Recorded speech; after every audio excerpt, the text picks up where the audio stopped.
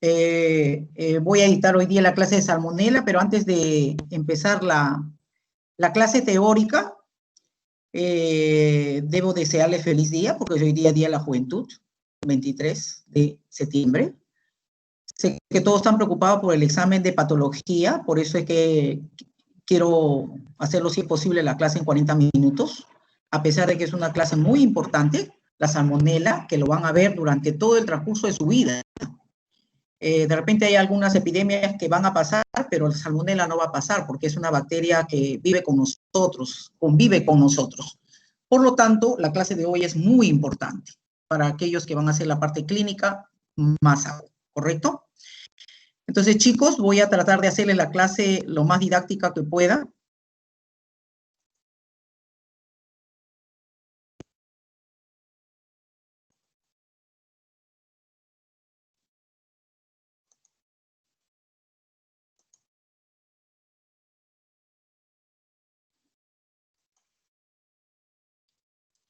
¿Me avisa si estamos compartiendo Kelly? ¿Kelly? Sí, doctora. Sí, doctora. Perfecto. Muy bien.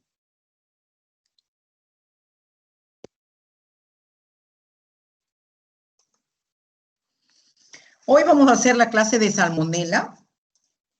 La salmonela es una bacteria, es una enterobacteria muy importante, muy contaminante. Lo encontramos en diversas partes del mundo, en zonas de bajos recursos económicos, prevalece muy frecuentemente en las áreas que son las áreas marginales, sobre todo porque se contamina fácilmente de persona a persona, y una de las cosas que contribuye a esto es la mala higiene, ¿no? Hoy hemos aprendido con esta pandemia de coronavirus a lavarnos las manos, a tener un poquito de distanciamiento social. Eso también va a ayudar con respecto a otros tipos de patologías, como la salmonela, por ejemplo. Bueno, ojalá que esta nueva realidad que tenemos nos contribuya a disminuir cierto tipo de enfermedades que por contacto de persona a persona nos va a permitir contaminarnos fácilmente, ¿correcto? El hacinamiento también nos ayuda a la contaminación de la salmonela, ¿no? Y, lógicamente, no solamente la salmonela, sino otras enfermedades.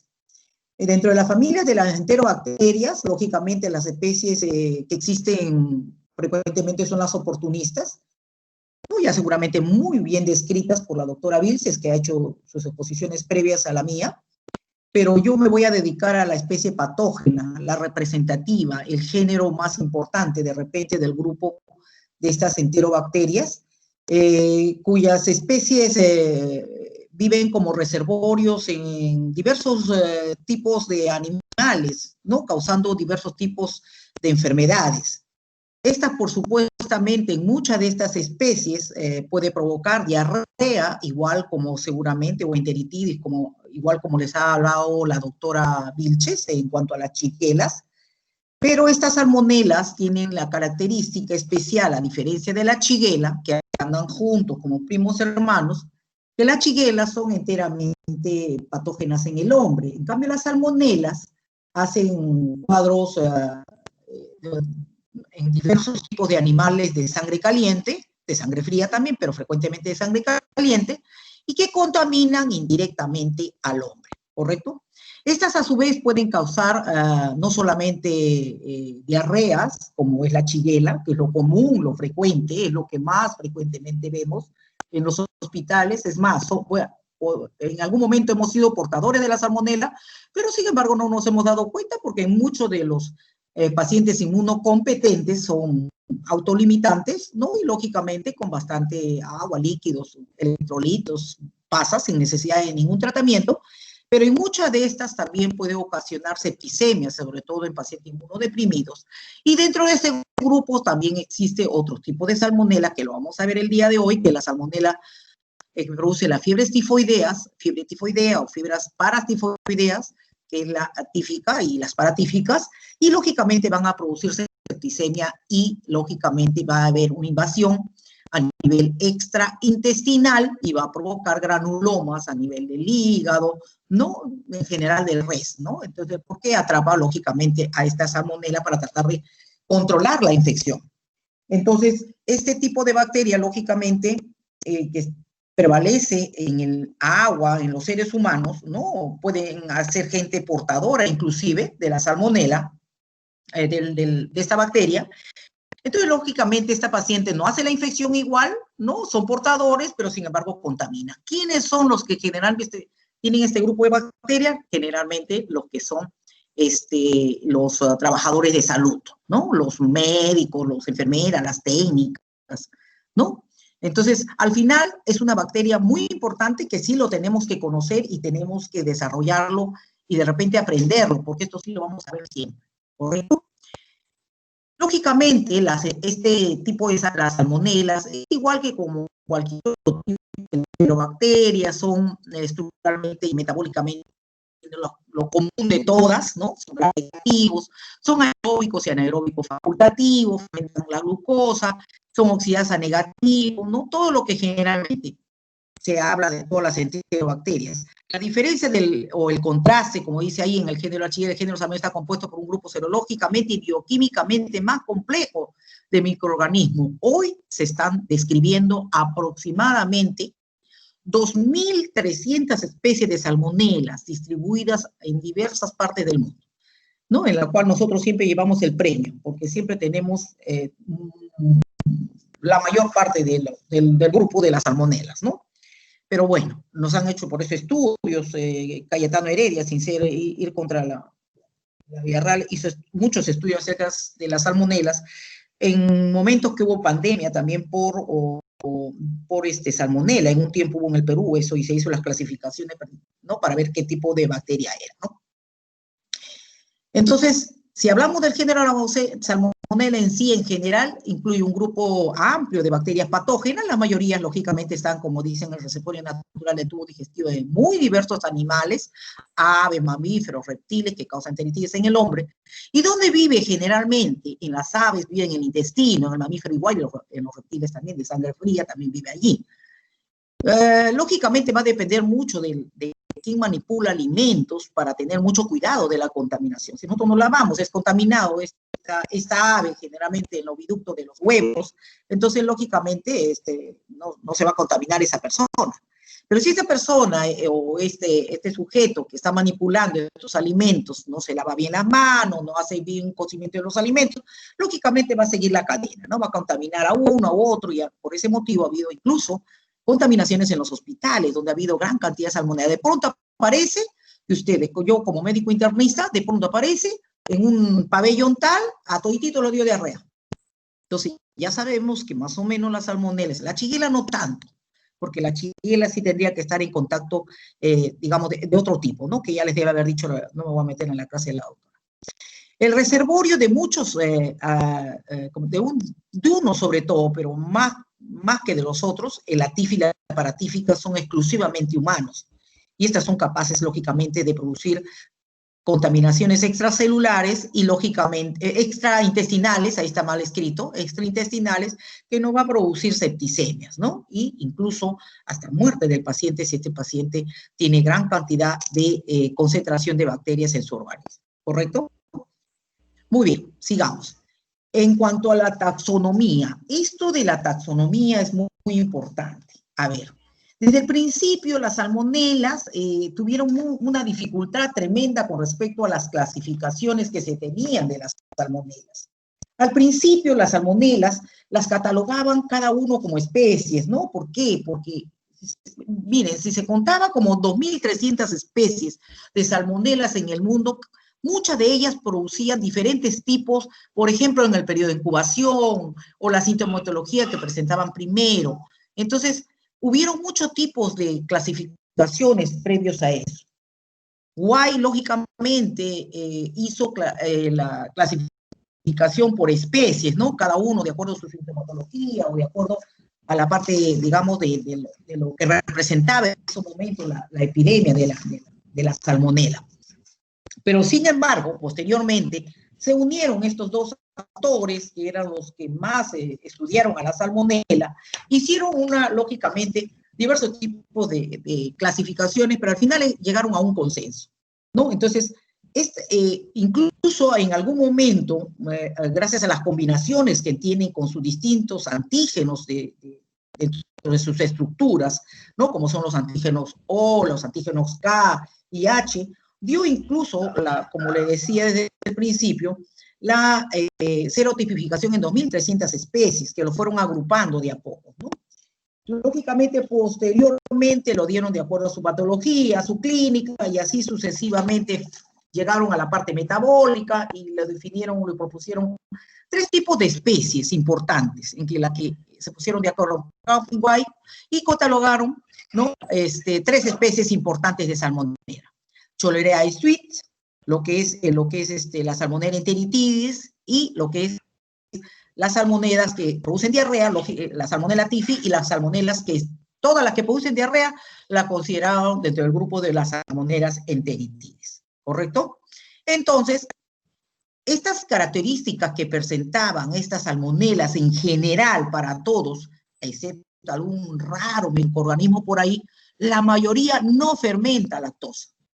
Entonces nos ayudó mucho, sobre todo para clasificarlo dentro del grupo de la lactosa negativas, ¿no? En el TSI, ¿no? En el triple azúcar fierro agar, ¿no? En la que contiene tioglicolato, en la que nos dio la oportunidad de ver que muchas de estas bacterias producían ácido sulfídrico a partir del tiosulfato, ¿no? Y muchas de ellas también eran móviles, de tal manera que también nos permitió posteriormente la clasificación. Estas bacterias que producían fermentación, ¿no? De diferente tipo ¿cómo se llama?, de sustancias en su interior, porque fermentaban incluso la glucosa, producían gas. Y este gas también nos ayudó a la creación. No tanto como la Escherichia coli, como probablemente ya les han presentado, pero sí producía gas de tal manera de que rompía el medio, ¿no? Pero, ahí viene un pero. La salmonela, que es la característica, el prototipo, el motivo por el cual estamos estudiando ahorita, no produce gas a partir de la fermentación de la glucosa. Y la producción del ácido sulfídrico es poco. Siempre hay una variación con respecto al gran patógeno que es la Salmonella typhi, ¿correcto? Que esa es, como le digo yo siempre, la BD del grupo. De tal manera que cuando se hizo las especificaciones ya bioquímicas, y ahí les nombré a los 3, de acuerdo a la clasificación de Cowan y White, en la que había una diferenciación bioquímica dentro del grupo de las salmonelas, ¿no? Por ejemplo, ahí si ustedes se dan cuenta, ¿no? La Salmonella typhi no se parece a la Salmonella enteritidis, que son los 2 grupos más importantes, que ahora lo hemos clasificado más que nada para el estudio, ¿no? Más que nada para que ustedes lo aprendan mejor. Porque siempre he dicho yo, de lo que uno capta en la teoría y la práctica, bueno, será un 20%. El resto se lo van a olvidar, ¿no? La ornitina, por ejemplo, cuando le pregunte yo, cuando sea residente por ahí a algún miembro de médico internista, ¿qué será la ornitina, descarboxilasa, desaminasa? No lo van a saber. Entonces, lo más importante es lo representativo. La Salmonella typhi, la Salmonella enteritidis tiene una gran variación, como ustedes ven, ¿no? A ver, sigamos. Ahí está. Miren, una de las formas importantes. Cuando nosotros hacemos los cultivos, y ustedes ya lo saben, por Shigella y Escherichia coli y Proteus, que ya les hicieron anteriormente, los cultivamos en el medio del TSI en el día, ¿correcto? Entonces, ahí hay una característica especial, por ejemplo. Si nosotros agarramos, vemos que la salmonela, en ese caso, la salmonela descarboxila la lisina. La lisina tiene la propiedad de tener un indicador importante, que es el púrpura de bromopresol, ¿no? Que convierte en color medio rojizo o medio azulado el medio cuando descarboxila o desamina, ¿no? Y cuando hay una fermentación anaeróbica alcalina, lógicamente, en este caso, lo de la lisina, la salmonela, nos va a formar de color medio azulado, ¿no? Que es la característica de lo que es nuestra salmonela. Muy bien. Estos salmonelas crecen en todos los medios habituales, selectivos en general, de las enterobacterias. En el macoinque, en el agave eosina azul de metileno, el desoxicolato citrato, ¿no? En todos los medios selectivos comunes para las enterobacterias. Pero tiene una característica especial estas bacterias. Toleran altas concentraciones de bilis, un hecho importante para sobre todo su cultivo. Siempre le he hablado a mis alumnos, a mis alumnos de práctica, que dentro de los selectivos existen los altamente selectivos, porque yo voy a tener que diferenciar entre los que son los comunes y los que son los más importantes.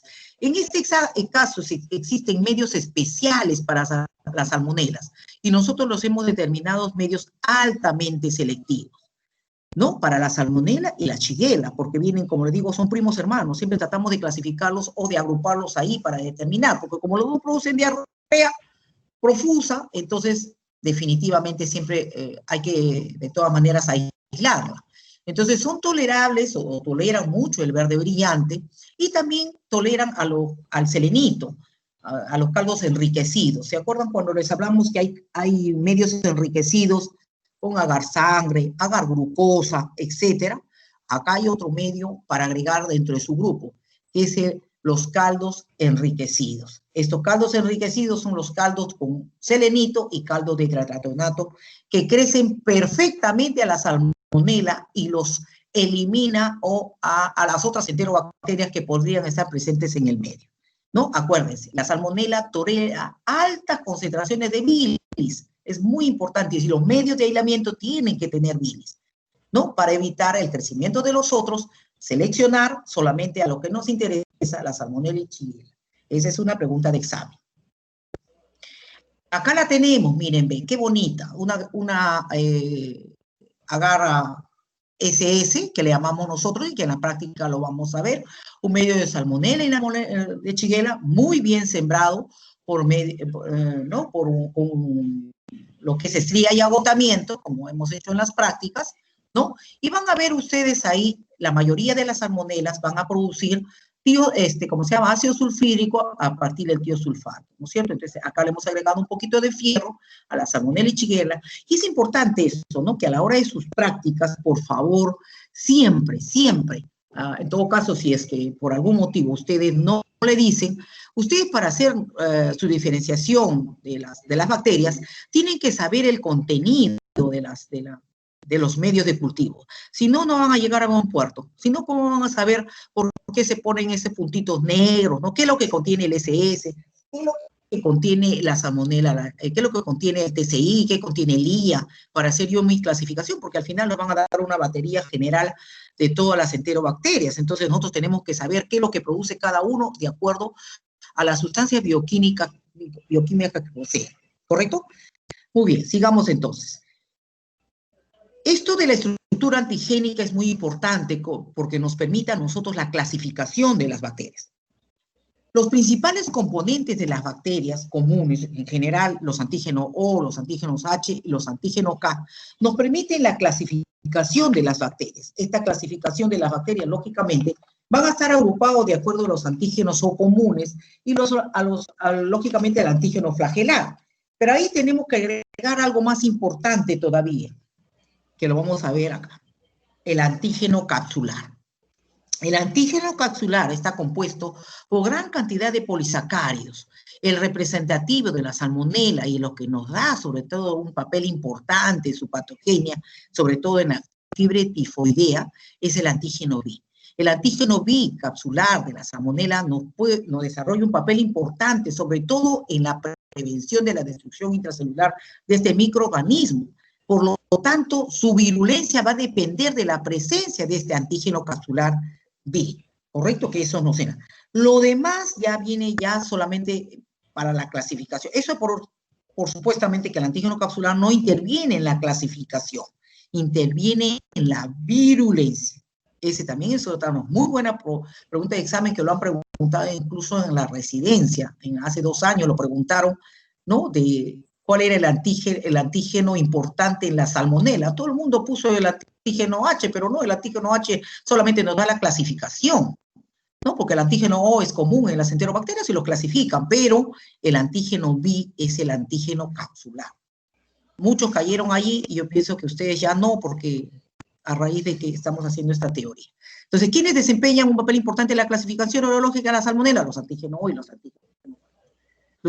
Entonces, nos clasifican de acuerdo a lo similar de las enterobacterias, que lo van a clasificar de las 2.300 especies especies, y el antígeno H, que son los difásicos, ¿no? Que de acuerdo a la variación antigénica de los flagelos se debe a la diferencia de la secuencia de los aminoácidos y no permite la clasificación que ahora mismo lo vamos a ver.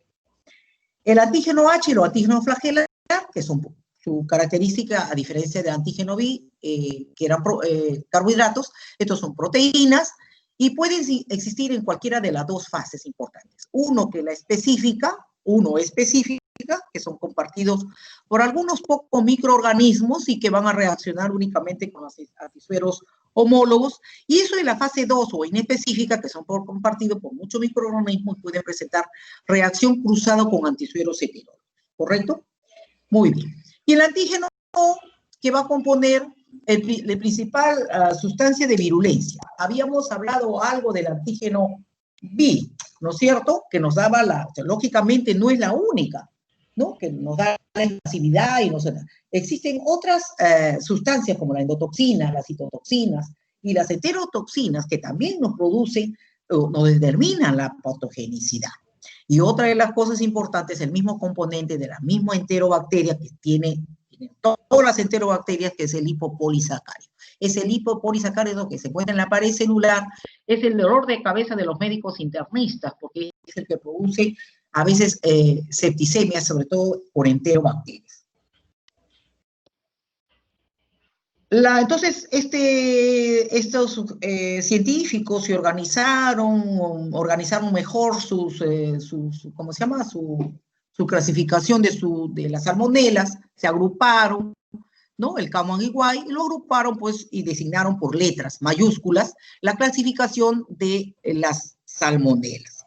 Luego, lógicamente, hubo una subclasificación y lo agruparon de acuerdo a grupos o serotipos, determinando con respecto a los otros restantes de los antígenos O, y finalmente el antígeno flagelar, tanto en fase 1 como en fase 2. ¿Correcto? Así determinaron que existían 2.300 especies. Ahora, lógicamente, siempre va a haber uno que sale fuera del contexto, ¿no? Que siempre va a tener, por ejemplo, hay uno que no tiene antígeno flagelar, es inmóvil. Entonces, ahí viene el otro tipo de grupo, ¿correcto?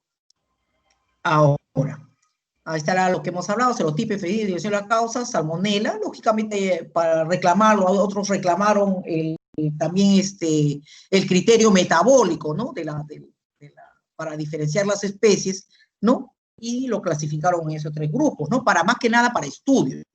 La otra Common EY lo hicieron más que nada para tratar de hacer estudios en las pandemias, ¿no? Cuando uno lo manda al Ministerio de Salud, ¿no? Lo manda a hacer qué tipo de salmonela está creando ¿cómo se llama? Una patogenia en el distrito de San Luis, ¿no? Entonces hacen un estudio, lo mandamos y hacemos cero tipificaciones de las bacterias. Entonces ya los clasificamos, ¿no? Pero no vamos a emplear, pues, 2.300 especies, pues,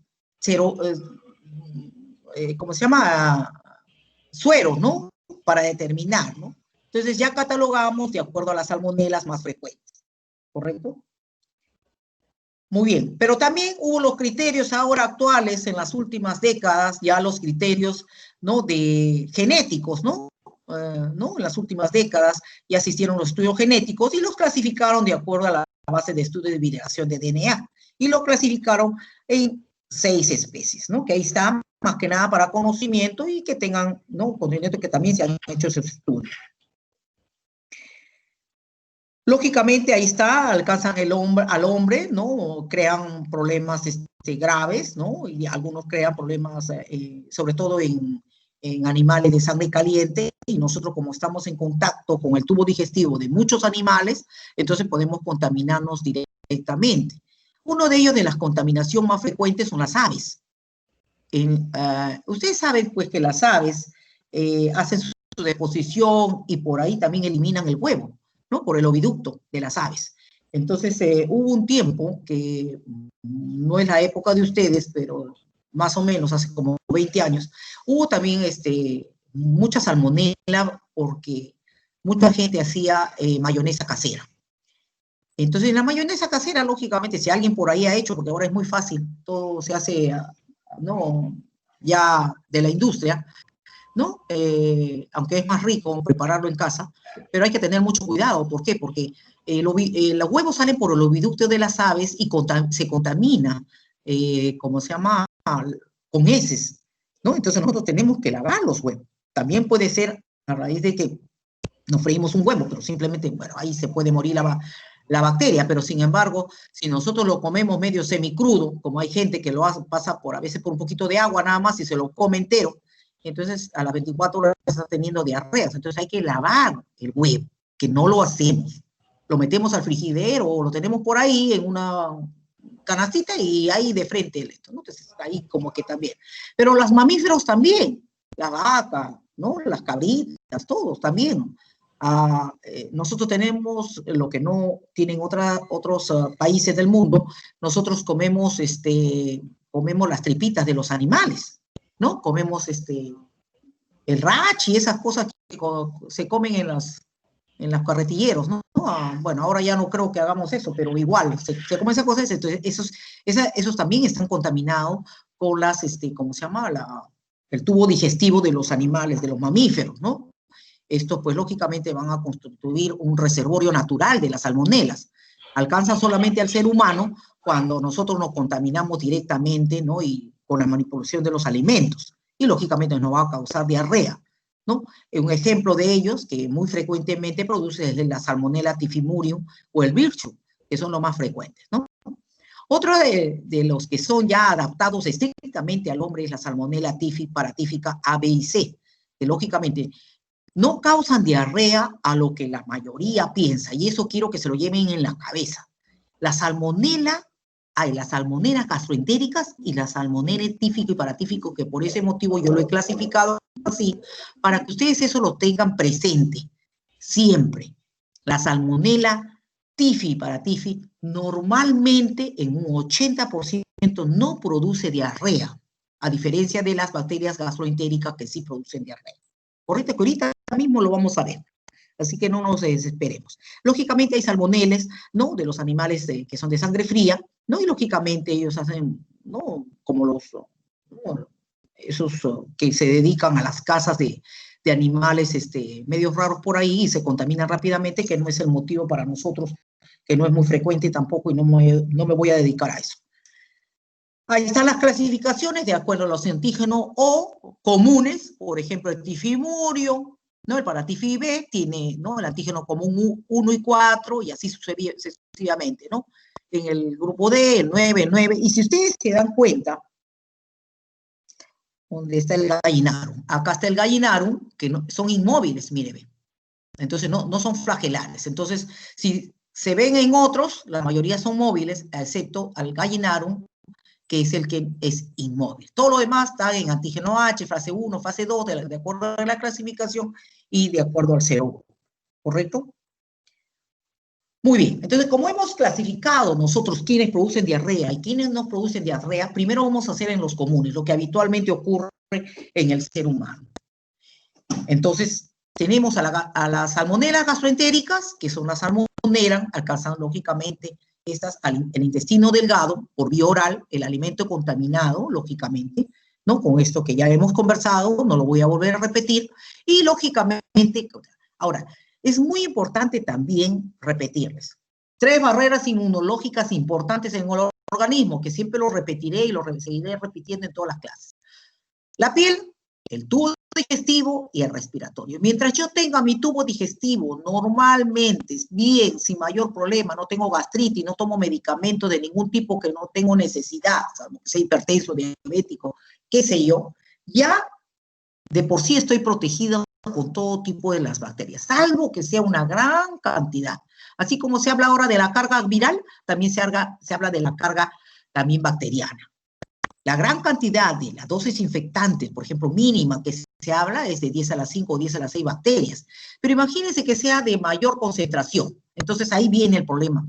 Se rompe la barrera inmunológica, ¿no? Porque ya no puede combatir el organismo, porque acuérdense que nosotros tenemos un pH concentrado a nivel gástrico y eso debe combatir a las bacterias. Pero sin embargo, si yo tengo grandes concentraciones de bacterias, lógicamente me como todo el tubo digestivo, 3, 4, 5 huevos que están metidos en una mayonesa, lógicamente va a romper. romper todos los esquemas, ¿no? Y me voy a infectar.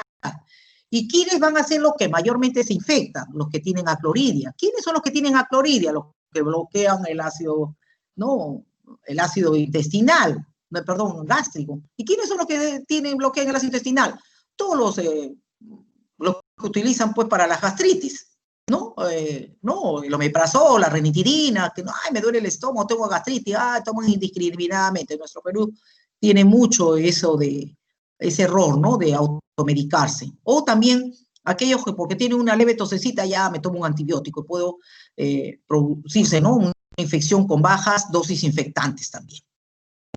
Ahora, estos, lógicamente, rápidamente, pasado ya la primera barrera, ya se infectó el paciente, penetran en el epitelio intestinal hacia la lámina propia, que se van a multiplicar localmente, produciendo, lógicamente, una reacción inmunológica también local, ¿no? Van a alcanzar los linfáticos intestinales y estos linfáticos deben encargarse de controlar la infección. Por eso es que generalmente en esas alturas ya el paciente presenta diarrea.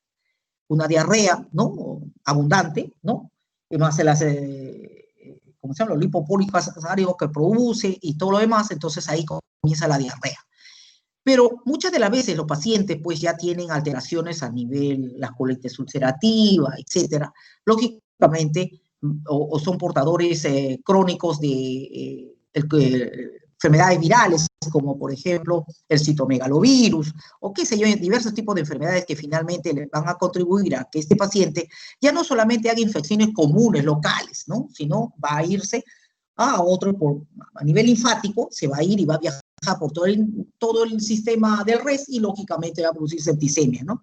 Pero, perdón, sepsis, sí, en algunos casos, esta lógicamente puede ser breve, autolimitante, como dicen, ¿no? A veces pasa desapercibido, tengo diarreíta, me da una febrícula de 38, ¿no? O 37,6, me tengo escalofrío, me meto a la cama y finalmente pasó, ¿no? ¿Qué me habrá pasado? Algo me hizo daño. ¿Qué será? No sé, bueno, total, al final fue una diarrea y basta, ¿no? O 5 o 6 diarreas y tomé algo y me pasó, ¿no? Lógicamente, están involucrados en la patogenicidad, todo lo relacionado con la enviación de los enterocitos, el INB y la cepa gastroentérica, que lógicamente van a poseer un plásmido cuya pérdida disminuye también su virulencia. Y lógicamente esto contribuye también a la resistencia de la fagocitosis, ¿no? Y el polisacárido que desempeña también un papel protagónico en esta resistencia a la acción lítica también del complemento, ¿no? Que ya como bacteria ya lo tiene. Lógicamente existen otras enfermedades, no solamente las que le he hablado, que son las enfermedades virales o las ¿no? Las enfermedades del colágeno, que van a tener enfermedades, etcétera, un montón de enfermedades, sino también hay aquellas enfermedades hemolizantes como la leptospirosis, ¿no? Las anemias de células falciformes, la misma malaria, o sea, el paludismo, también van a producir lesiones a nivel intestinal o a nivel también enfermedades como son hemolizantes, entonces va a producir un bloqueo del sistema reticular endotelial. Está distraído, ¿no? Está distraído de combatir otras enfermedades y por hiperuremia que facilita el mantenimiento de la bacteriemia. Entonces, puede persistir también, darse en pacientes inmunosuprimidos, en prematuros, neonatos, ancianos, en la inmunodeficiencia adquirida, como el SIDA, en los granulopénicos, ¿no? Logrando producir metástasis en otros órganos, como la osteoartritis, meningitis, endocarditis, etc. ¿No? Se van presentando ya las complicaciones de acuerdo, ¿no? Por la inmunodepresión que puede tener el paciente, ¿correcto? Muy bien. Entonces, ¿me contamino por los alimentos? Sí, me contamino por los alimentos. O también por el agua contaminada con grandes concentraciones. Perfecto. ¿Qué pasó? Me contaminé. El periodo de incubación más o menos son 6 a 24 horas. Es muy importante preguntar al paciente. Cuando a veces vienen pacientes o niños, neonatos, gerontos, que generalmente son los que tienen mayor severidad de la lesión, de la enfermedad, entonces uno tiene que preguntar. El médico tiene que ser preguntón. Cuanto más pregunte vas a tener mejor. Pues los análisis no ayudan. Lo que ayuda es la pregunta. Entonces, tiene diarrea, viene con una diarrea profusa, tremenda, ¿no? Entonces yo tengo que ver, ¿no? De qué se trata, ¿no? Se deshidrató, el paciente está deshidratado, ¿no? Entonces, ¿por qué? Porque no solamente va a tener diarrea, tiene cólico, dolor abdominal. Tengo cólico, dolor abdominal, lógicamente no voy a comer, pues me duele el estómago. ¿Qué voy a comer? No me da ganas de comer, se me da el apetito. Encima tengo diarrea, como y tengo diarrea, no como.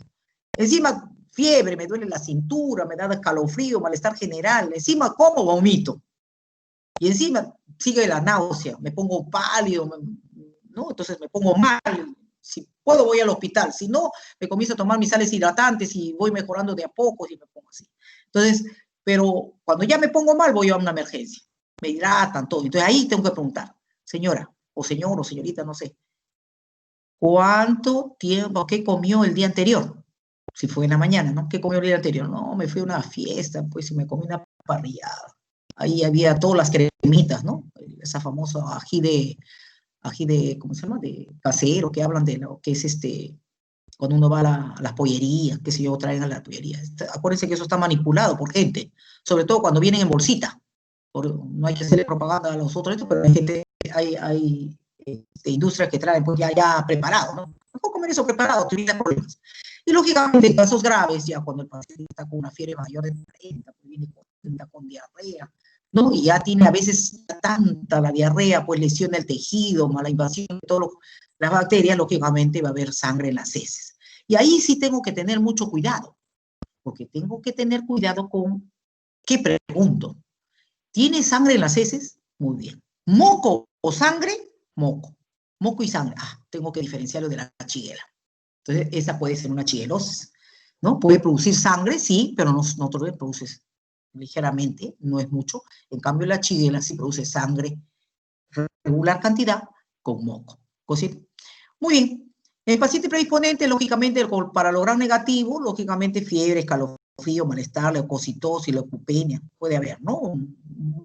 No hay algo patognomónico en este caso para las salmonelas gastroentéricas, pueden ser de los dos extremos, que lo vamos a ver diferente a la salmonela tifiparatífica, y lógicamente el paciente se va a comprometer si hasta es un paciente inmunodeprimido, va a presentar la sepsis típica, ¿no? Hipotensión, palidez generalizada, cianosis, shock. Y en algunos de los pacientes, por ejemplo, un HIV puede producir rápidamente muerte del paciente, ¿no? Por deshidratación, ¿no? La curación puede ser espontánea, sí, ya les dije, ¿no? A los 3 días automáticamente se va. En pacientes que ya tienen cierto tipo de trastorno inmunológico puede durar hasta 15 días, diarreitas que van de 2 a 3 por día, no le presentó mayor importancia y solito se va, ¿no? Y se acabó el asunto con resto. Más frecuente en alimentos, en las gallinas infectadas, los huevos que salen por el oviducto, por el paso del oviducto, las carnes de res, las carnes de cerdo, todo el carnerito también, todo el tubo digestivo, sobre todo en mataderos. Si hay de alguien a un matadero de esto, se van a dar cuenta que nada, todo está combinado, ¿no? Entonces ahí puede haber, lógicamente, contaminación de los alimentos, y lógicamente a aquellos que les gusta la carne cruda, en las parrilladitas sobre todo, pues ya fueron, ¿no? Ahí ya se contaminaron con la salmonela. En las cocinas, sobre todo en las cocinas, manipulan los alimentos cuando vamos a comer a la calle o cuando estamos en los hospitales, cuando se prepara masivamente para gente, prácticamente nadie tiene precaución de estar lavando, imagínense, 100 zanahorias, 200 zanahorias, 100 tubos digestivos para preparar, qué sé yo, ¿no? Se contamina, ¿no? Entonces, finalmente, esos son los preparados, generalmente en los hospitales, que son los cocineros son los portadores. El contagio de persona a persona no es posible, o sea, no es que yo agarre y estoy en contacto, tengo que tener contacto con las heces de la persona. Entonces, ese paciente que se va a los servicios higiénicos y no se lava las manos y coge los alimentos, o por último viene de la calle corriendo y para allá cogió algo por ahí y coge algún alimento y se lo come el pancito, qué sé yo, ya está, se contaminó. Entonces ahí comienzan a multiplicarse. Generalmente no se multiplica en el agua, la salmonela tiene esa característica, no se multiplica generalmente en los tubos digestivos, ahí vive, ¿no? No es su sitio apropiado vivir en el agua. Así que las deposiciones, cuando uno hace en el retrete, no, generalmente no, ahí no se contamina, se contamina directamente con las heces. Entonces tenemos que tener contacto con los alimentos, ¿no? Lógicamente, si es una persona que está enferma, ¿no? Y se convierte en portadora, lógicamente hay que tener mucho cuidado. A veces el paciente también como que manipula alimentos, se contaminó y no tiene síntomas, igualito, portador, y finalmente contamina, ¿correcto? Sigamos rápidamente. ¿Cómo podríamos hacer el diagnóstico?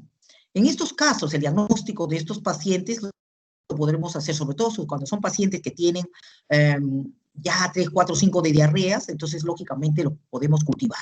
Como acuérdense que sale por las heces, lo hacemos un coprocultivo, que eso lo vamos a hacer en la práctica, y lo cultivamos generalmente en medios selectivos o medios diferenciales o medios de enriquecimiento como el selenito, ¿no? Que son medios de enriquecimiento, ¿no? Para poder favorecer el crecimiento de la salmonela, ¿no? Y también lo podemos, ¿cómo se llama? Cultivar también en medio SS, que es de la Salmonella Shigella. Y nos va a venir las características y típicas colonias muy bonitas, ¿no? Que son de las salmonelas que lo vamos a ver en la práctica. Muy bien, no todo lo que es diarrea es salmonela, y eso siempre lo voy a decir. Tomo la muestra, finalmente en esta muestra, yo tengo que hacer mi clasificación, tengo que ver, tengo que saber, por esto es importante este cuadro. Yo tengo siempre, si en caso tengo ya un medio, faltan 20 minutos, como se llama, una diarrea que no profusa y es un paciente que todavía no me sana y necesito darle ya antibióticos. Entonces rápidamente yo veo, hago este esquemita. ¿Puede ser por Vibrio? Sí, puede ser por Vibrio. ¿Puede ser Campylobacter? También puede ser Campylobacter. ¿Puede ser una enterobacteria, protozoario o virus? Muy bien. Los protozoarios a la cabeza que pueden ocasionar salmonella y también por alimentos. La Scystospora belli, ¿cómo se llama? El Cryptosporidium, por ejemplo, por nombrar algunas, ¿no? El famoso Oocysts ¿cómo se llama? De la ciclospora, tan famosa que lo descubrimos acá en el Perú. Cayetano Heredia se encargó de eso. Entonces tenemos que ver, porque también es manipulación de alimentos. Se presenta también a las 24, 48 horas, diarrea. Entonces yo tengo que ver. Entonces siempre tengo que tratar de hacer un heces directo de las heces que estoy tomando la muestra. Si ya es una diarreíta producida por el protozoario, ahí queda. Se acabó. Chao, adiós. Ya no tengo nada que hacer. Pero si veo que no hay protozoarios, no hay o quistes de ningún tipo, o por último un quiste de la Giardia, que es tan famosa, entonces ya me voy a mi enterobacteria. Siempre no cometer errores ahí, ¿correcto? Si es Campylobacter, la cosa va un poquito más. Ya le hago un gran a las heces y ahí me va a salir pues la identificación del Campylobacter, ¿no? Pero si es una enterobacteria, lógicamente me va a salir pues mis famosos bacilos, ¿no? Granes negativos, pequeñitos. Entonces ahí comienza mi cocultivo, ¿no? Hacer mi clasificación, siempre no olvidarse del selenito, tetratonato, para ver mi salmonela, que siempre voy a estar por ahí, y cultivarlo lógicamente McConkey, ¿no? Silosa, desoxicolato, citrato, ¿no? Y finalmente, pues puedo cultivarlo también en mi salmonella y Shigella posteriormente a las 24 a 48 horas. Y posteriormente hacemos ya nuestras reacciones bioquímicas, que en este caso es la prueba de TCI y ELIA. El TCI-ELIA, que ya ustedes saben, el triple azúcar agar, ¿no? ¿no? Que tiene tioglicolato también y tiene fierro dentro de sus componentes, y también pues nuestro LIA que tiene, ¿no? La lisina fierro agar, que también tiene un indicador que es el púrpura de bromocresol. Pero no queda ahí, por si acaso. También existe el indol, también existe la urasa, el Vogel-Hauer, también existe el rojo de metilo, y así diferentes tipos de pruebas bioquímicas para las clasificaciones de las enterobacterias y sobre todo para mi salmonella. Antibióticos, bueno, eso ya lo verán en lo que es la parte de tratamiento, pero la cefuroxima de tercera generación ya es cuando está el caso grave, y si no, con un clotrimoxazol, a veces con amoxicilina también, o cualquiera de las fluoroquinolonas que son habituales, solamente para conocimiento general. Muy bien, las salmonelas tíficas y paratíficas, que es lo que nos interesa el día de hoy, es diferente. El único reservorio es el hombre. Causa bacteriemia, produce fiebre elevada, aquí ya no produce 38, 37, produce 40. Ya el paciente comienza a tener un estado general y omnivulación, el paciente se compromete. Puede crear estupor, malestar, sensación de desvanecimiento, sí.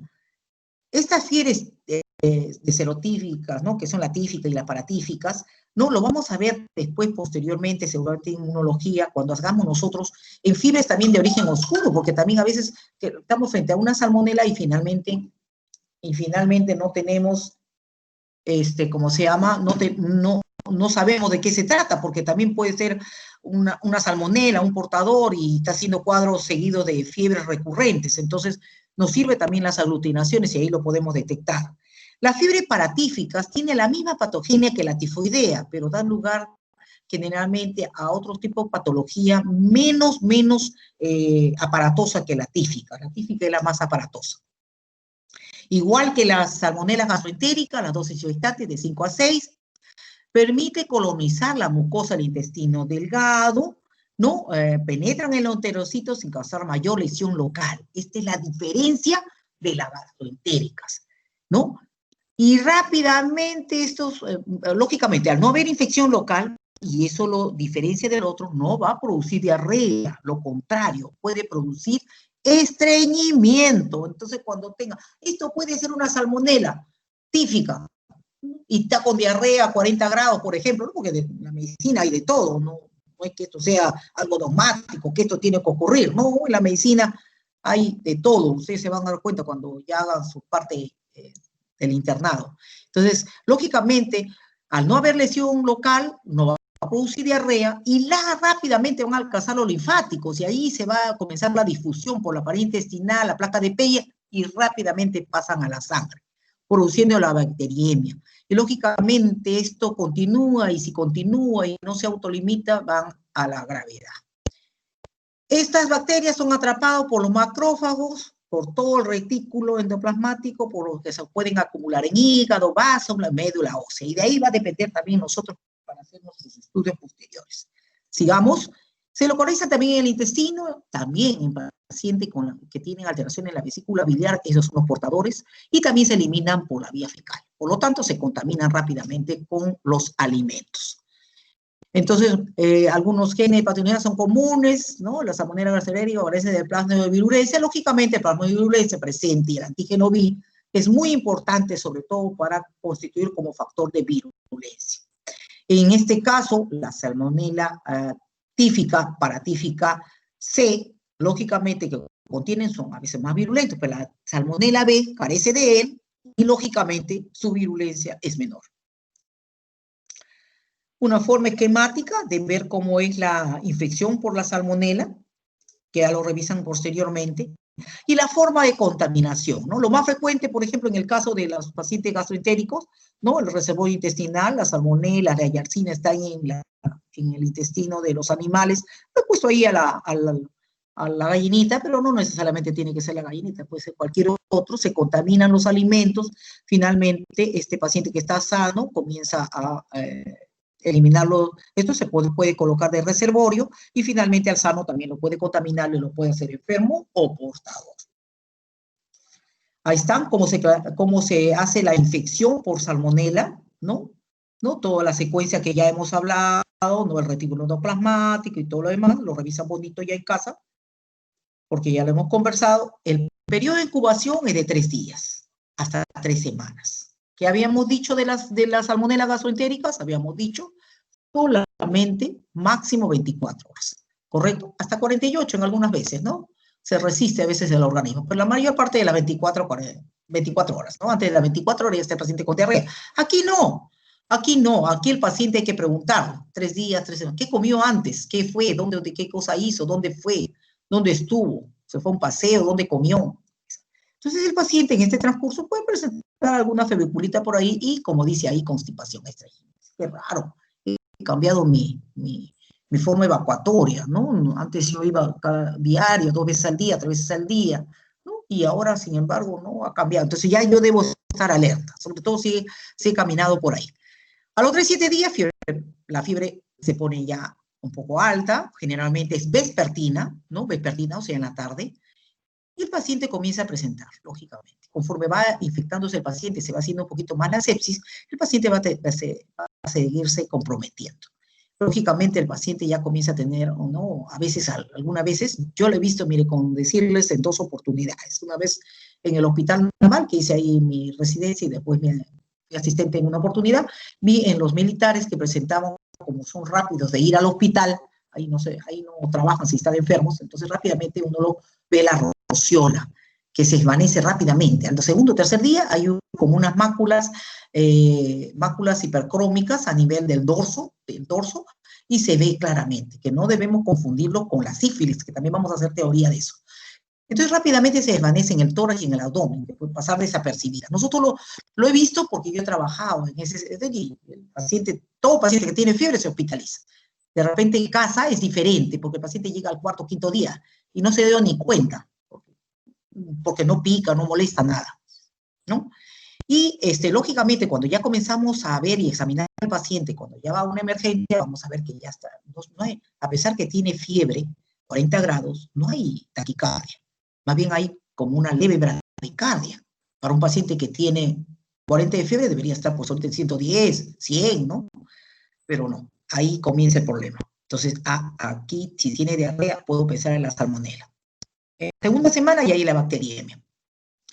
Hago el examen clínico, lógicamente, de mi paciente y le pido sus análisis, ¿no? Para ver de qué se trata. La característica especial que haya una leucopenia, leucocitos disminuido con una desviación izquierda, y lógicamente si el paciente sigue comprometiéndose, generalmente a la tercera semana va a haber las complicaciones, la metástasis intestinal, lógicamente regresa nuevamente la bacteria a esto, o las endotoxinas, las citotoxinas y las enterotoxinas ya comienzan a hacer de las suyas en el intestino, y ya comienzan las complicaciones de la salmonela. Entonces ya hay úlceras intestinales y presenta la hemorragia y la perforación intestinal. Esta perforación intestinal produce ya un shock séptico y si no controlamos bien al paciente puede morir. Entonces este curso es curso lento y progresivo. La mortalidad en pacientes no tratados, en las que no alcanzan ¿cómo se llama? Un sitio donde lo puedan tratar, ¿no? Ministerio de Salud, qué sé yo, algún tipo de ayuda sanitaria, van a fallecer, ¿no? Del 15 al 25%, sobre todo dependiendo de la gran cantidad de bacterias que se hayan comido. Entonces, ¿se eliminan por las heces? ¿Se contaminan por el intestino? Sí. Pacientes que son portadores, lógicamente, aquellos que tienen enfermedades crónicas, en este caso, aquellos que son portadores de alteraciones a nivel de la vesícula biliar, por ejemplo, pacientes que tienen cálculos en la vesícula, ellos son los que generalmente pueden curarse, pueden darle tratamiento, pero finalmente tienen las bacterias en su vesícula y ellos van de a poquito eliminando por las heces, ¿correcto? Entonces, en estos pacientes esto puede persistir por mucho tiempo atrás, 3 meses, ahí dice 3 meses, ¿no? Que generalmente los portadores son del 3 al 5%, pacientes que tienen colitiasis, incluso hasta 1 año. La transmisión directa persona de persona también es poco frecuente, igual como la gastroentérica, la contaminación de los alimentos, lo principal, y a través del agua es poco frecuente también. Materia fecal. Los utensilios y los alimentos son los grandes, lo que pueden contaminar al paciente sano. Fiebre. Ya estoy volviendo a entrar. Oh, está bien. ¿Qué pasó? Oh, pucha. ¿Quién está interrumpiendo, por favor? Apague su micrófono. Diagnóstico diferencial de los pacientes que tienen fiebre, generalmente mayor de 7 días, la brucelosis. La fiebre Q, las fiebres exantemáticas. Uno que nos debe alarmar cuando tenemos para hacer un diagnóstico, aparte de la fiebre, la bradicardia, la rociola que estamos presentando, hacemos un examen general rápido, bien hecho, ¿no? Vemos hepatoesplenomegalia, leucopenia, desviación izquierda, con seguridad que es una salmonela. ¿Cómo puedo hacer mi diagnóstico microbiológico? Rápidamente. Yo ya ahí no voy a hacer el coprocultivo, pues el coprocultivo es ya para después. En el caso, esta puede ser pregunta de examen, por favor. Los coprocultivos son para las salmonelas gastroentéricas. En lo que es la fiebre tifoidea, el hemocultivo, ¿no? Generalmente que nos da una sensibilidad y especificidad en un 70%. El mielocultivo, porque acuérdense que invade el res en la primera y segunda semana también, pero es posterior al hemocultivo, entonces yo primero tengo que hacer un hemocultivo. Pero la sensibilidad ahí es el 85-95%. Entonces yo, para hacer un mielocultivo, tengo que estar bien seguro de lo que tengo que hacer, porque vas a lesionar al paciente. Vas a hacer, cuando hagan ustedes en el internado, se van a dar cuenta cómo es un mielocultivo, ¿no? Tiene que hacer a nivel de la espina ilíaca antero-posterior o a nivel del esternón. Entonces ahí es bien doloroso. Entonces yo tengo que hacerlo primero. Si el hemocultivo se me sale positivo, ahí queda. Si no, el paciente va a tener que hacerse un mielocultivo, que es más sensible, a la segunda semana. 85-95%. El coprocultivo no se hace acá, porque el coprocultivo se va a hacer recién cuando regrese la bacteria nuevamente al intestino. Entonces solamente se hace en pacientes portadores. Pregunta de examen. ¿Se hace coprocultivo de la salmonela típica? No. Solamente se hacen pacientes sospechosos, o pacientes crónicos, o pacientes asintomáticos. En la primera semana, por lo tanto, el cuerpo cultivo, el 25% es positivo. Muy raro. Cuando hay una bacteria, el 85% en la segunda semana. Es muy importante eso. No pida análisis por pedir. La prueba se escribió mi secretaria escrito mal. Las pruebas serológicas a los 5 o 7 días, sobre todo en zonas pandémicas, tiene valor. Muy bien. Eso es con respecto a la salmonela. Algo para nombrarle del Warsiella, que también puede decirle que es su primo hermano de la salmonela. ¿Es pertenencia a la familia Enterobacteriaceae? Ya, muy bien. Género salmonela, característica igual que las anteriores, Bacillus gram negativos, y esta sí es aeróbica. La especie principal de esta bacteria es la Warsiella tarda, aislada en agua, en peces y otros animales acuáticos, anfibios, reptiles. Pero como nosotros estamos en contacto con los peces, entonces ahí no podemos contaminar, ¿no? Tiene características bioquímicas a la salmonela, por eso estamos haciendo la clase parecidos acá, porque tiene casi similitud en las pruebas bioquímicas. La diferencia es solamente algunos tipos de pruebas bioquímicas que seguramente les van a recalcar en el momento de las prácticas, ¿correcto? Produce una beta-hemolicina que podría relacionarse con la invasión y podría tener también invasividad heterogénica, igual que la salmonela, que tiene el antígeno B, sí, igual. Dos formas de diarrea. Hay una diarrea secretoria, en el caso clínico, benigna, pero también puede tener una diarrea como una disentería, con moco, pero sin sangre. Que es la diferencia de la shigella. Sensible a los beta-lactámicos y a la aminoglucosa y a las quinolonas, igual que las salmonelas. A diferencia de las salmonelas, puede ir con también cefalosporinos de tercera generación. Muy bien, y muchas gracias, chicos. A ver, si tienen alguna pregunta, por favor. Voy a dejar de compartir.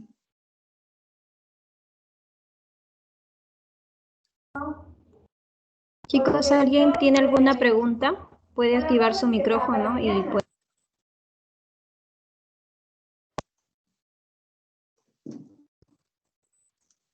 1:58. Qué exacta he sido, por Dios.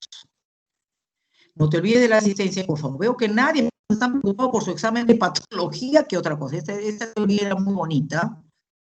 A ver, ¿alguien tiene una pregunta? Si no, damos por finalizado. Kelly, me gustaría que por favor veas la asistencia, que estoy muy preocupada, por favor, y la próxima. Sí, ya les anoté a todos los que han estado conectados durante la clase. Así que ya... Presente. Lo tengo ya. Listo, chicos. Muy bien. Si no hay preguntas, chicos, los dejo. Suerte. Doctora, si pueden disculpe. disfrutar su día, aunque... Dígame. ¿Qué tal? Una pregunta. Dígame. Hace tiempo leí sobre los indicadores y los índices biológicos, pero bueno, la información que llegué a encontrar en internet no estaba muy bien fundamentada. Y justo hablaban de la salmonela y de la Escherichia coli como índice e indicador de la presencia de materia fecal, ¿no? En el agua, de contaminación fecal en el agua. ¿Cuál sería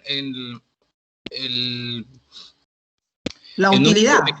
No sé, ¿cuál sería el indicador y cuál sería el índice? Porque se mezclaban en las diferentes significados que les daban, se mezclaba mucho cuál realmente de los dos era el indicador y cuál era el índice. Mira, realmente se han hecho muchos estudios de esos indicadores para tratar de ver, sobre todo para ver la invasión, ¿no? Porque de lo que se trata de estos indicadores es ver dónde crece la salmonela, ¿no? Porque esa es la finalidad, y dónde crece la Escherichia coli y todas esas cosas, ¿no? Realmente al final el estudio no lo completaron, porque lo vieron que no era muy relevante. Entonces, el Ministerio de Salud, una vez hicimos un trabajo acerca de eso, con los profesores de microbiología, porque hicieron un trabajo, los muchachos también incluso, se fueron al Ministerio de Salud, pero realmente no fue concluyente. Ellos lo que querían investigar era más que nada para ver si el conducto de esto, porque no se sabía en un tiempo que hubo una epidemia de salmonela, si el conductor era el agua, cuál era el índice realmente de propagación de la bacteria, tanto de la Escherichia coli, porque más frecuente la Escherichia coli que la salmonela. Entonces, ¿cuál era su índice, ¿no? de contaminación? Por eso les digo de transmisión. Pero al final no fue concluyente, no fue muy relevante. ¿no? Y bueno, realmente no lo he revisado completo, pero hasta lo que en el trabajo que hicimos, que fue hace 2 años más o menos, no lo concluyeron, al menos en el ministerio, no lo vieron relevante. ¿Correcto? En todo caso, en términos general, ¿de qué manera se podría definir el indicador? O sea, ¿qué es lo que hace que un microorganismo se convierta en un indicador? Ya. El indicador más que nada va a lo que es la virulencia. Es el índice de virulencia. Lo que tú quieres saber es si esta bacteria, en este caso la salmonela que estamos hablando hoy día, tiene un grado de virulencia para poder contaminar. Entonces, es muy importante. Entonces, la transmisión, lógicamente, va a depender de qué grado de multiplicación tiene esta bacteria. Entonces, ese era el indicador que queríamos finalmente saber, ¿no? Sobre todo se hizo el estudio más que nada en el agua, porque entre persona y persona ya lo sabíamos, pero en el agua, no. Entonces, es un índice de transmisión, es un índice de virulencia, producía algún otro tipo de virulencia cuando estaba en el agua. Entonces, esa era nuestra preocupación, ¿no? En esa oportunidad. Ya. Ok, doctora, muchísimas gracias por su respuesta. No te preocupes. Ok. Muy bien, ¿alguien más? Ya, Kenny. Entonces, los dejo. En todo caso, ¿cómo se llama? Ya me tocaría la clase, no me acuerdo qué clase es la que viene. Bacillus y Corynebacterium. Entonces ya lo coordinamos.